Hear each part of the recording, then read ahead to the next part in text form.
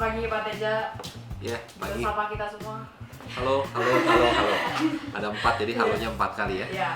Ya, pertama perkenalkan nama lengkap Bapak. Teja Kurniawan. Udah, Kurniawan doang. Sama kayak saya Kurniawan. Oh iya, saudara Iya. berarti ya. Iya. Terus Bapak itu berapa lama udah kerja di luar? Dari 2006, berarti hampir 10 tahun ya. Iya. Uh, Terus dalam 10 tahun itu Bapak pasti nggak langsung jadi kepala sekolah kan? Iya, Itu enggak. prosesnya gimana Bapak bisa ceritain nggak? Sebelumnya 2006 masuk jadi Head of Mathematics, departemen atau koordinator matematika. Ya, sampai 2011, lalu 2012 menjabat rangkap Head of Mathematics departemen sama Vice Principal, waktu itu kesiswaan. Ya, setelah itu tahun berikutnya baru jadi principal. Jadi ini tahun ketiga saya jadi principal. Terus Bapak bakal di Loren sampai kapan? Sampai kapan ya? Iya. Wah, sampai masih dipakai. Gini sih, bekerja itu kan panggilan ya.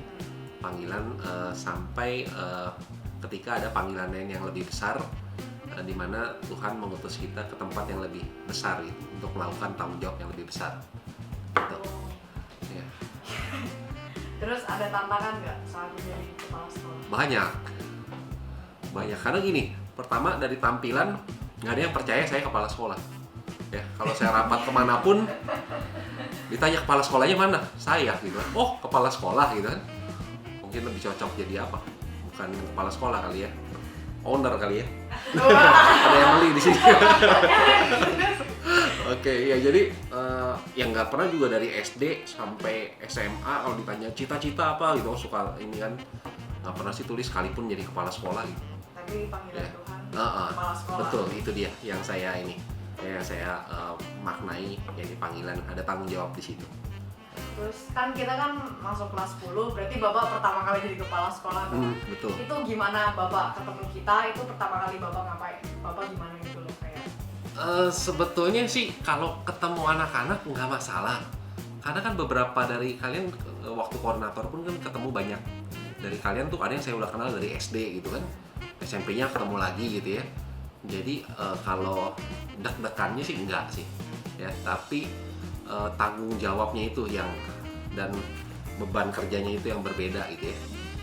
Terus sama first impression ke angkatan kita? Setiap angkatan unik ya. Kalian anak-anak yang baik gitu ya, anak-anak yang baik, kreatif, punya banyak bakat ya. Makanya jadi dari angkatan kalian kan banyak yang berprestasi baik ya. Terus Pak Teja punya goal nggak yang mau dicapai saat Bapak masih menjabat menjadi kepala sekolah? Ya, kalau goal dari awal pertama sampai sekarang satu, utamanya mengembangkan bakat dan talenta setiap anak di sini.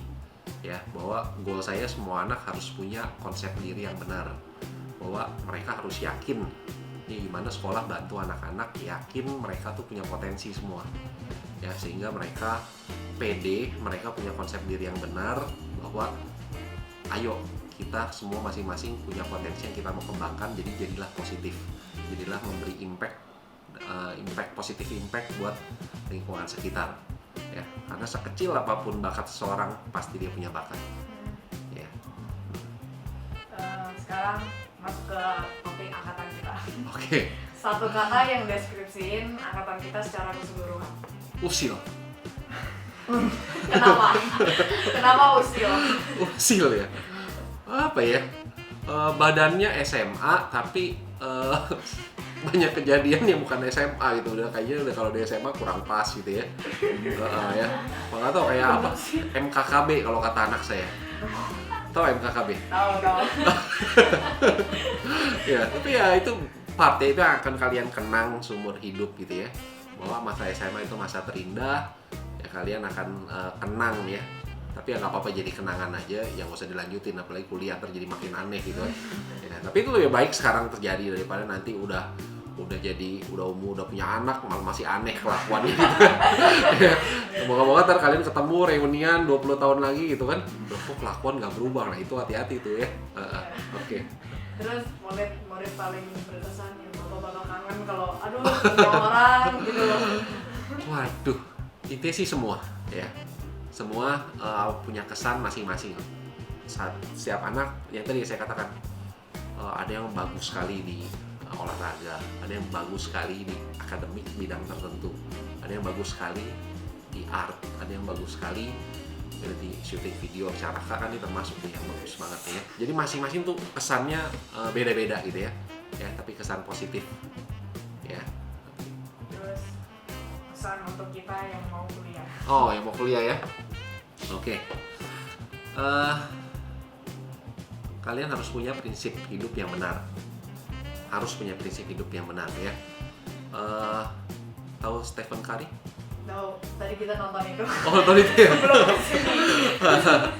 itu luar biasa gitu ya. Maksudnya dia dari memang SMA-nya dari SMA 1 SMA Kristen, tapi itu membuat dia menjadi sosok stronger Christian gitu ya.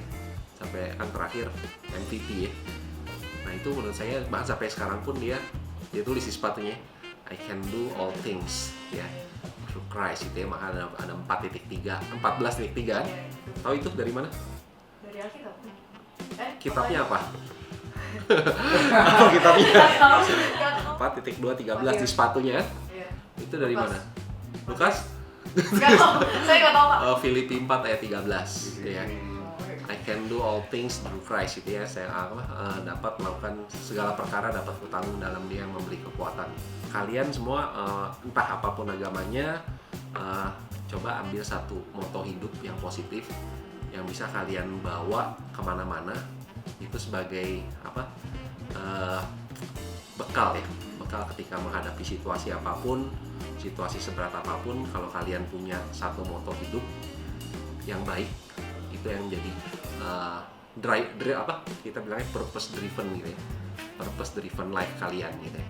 Saya sendiri punya ayat ayat favorit saya Lukas 16 ayat 10. Kenapa 16 ayat 10? Ulang tahun saya 16 Oktober. itu pas kebetulan ya. Tapi Lukas 16 ayat 10 buat saya itu satu yang saya pegang banget. Tahu nggak bunyinya apa? Baca sendiri kalau gitu. Nggak, itu bunyinya bagus banget. Dia bilang gini, barang siapa setia dalam perkara kecil, dia akan setia juga dalam perkara besar. Itu kalau kamu jujur dalam hal-hal yang kecil, maka kamu akan jujur juga dalam hal yang besar.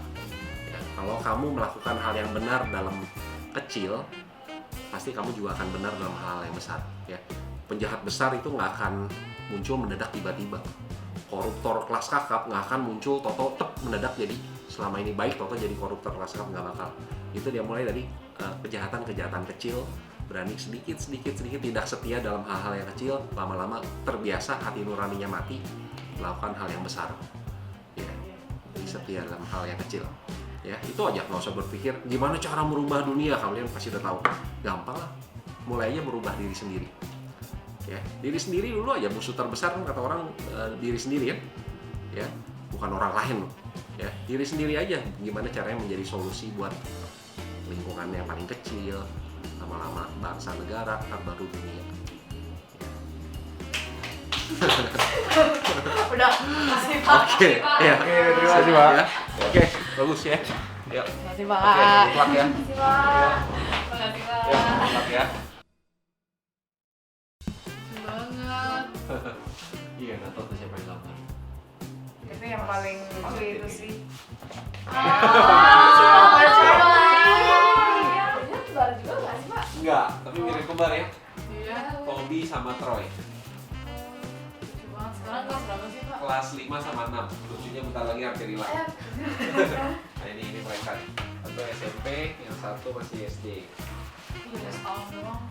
Nah, ini yang kecil. Lucu banget.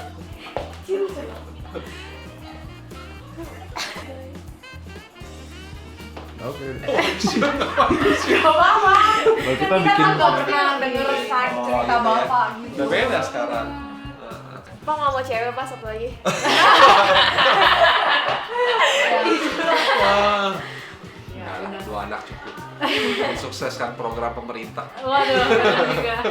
Iya. Yaudah Pak.